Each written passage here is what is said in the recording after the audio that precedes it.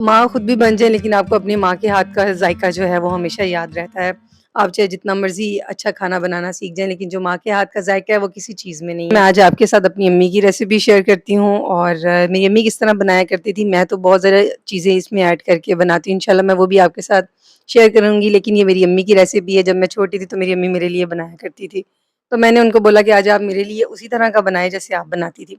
तो यहाँ पर उन्होंने लिया है दूध, डिब्बे का दूध लिया है, उसमें उन्होंने कस्टर्ड का पैकेट ऐड किया है, चीज़ें मिक्स करके उसको चूल्हे पे रखा, चीनी ऐड की उसमें और थोड़ी-सी इलायची का पाउडर ऐड किया और उसको पकने के लिए रख दिया। यहाँ पर अब ये हो चुका है थिक, जितना कि उनको चाहिए था, बहुत ज़्यादा थिक इसको नहीं करते हैं, बस नॉर्मल थिक करते हैं और उसके बाद इसको ठंडा होने के लिए नीचे उतार दिया और ठंडा करके इसमें ऐड किए उन्होंने फ्रूट्स। फ्रूट्स में इस वक़्त घर में सिर्फ़ एप्पल और बनाना ही अवेलेबल थे। तो ग्रेप्स भी थे लेकिन वो ख़त्म हो गए तो हम लोगों ने इसको ही ऐड कर लिया।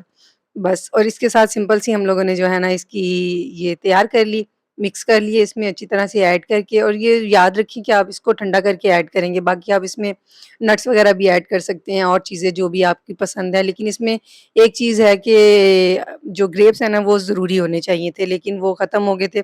मेरी बेटी ने वो सारे ख़त्म कर दिए थे। और आज तो जी बचपन की यादें ताज़ा हो गई। अम्मी के हाथ का फ्रूट कस्टर्ड खा के बहुत ही मज़ा आया।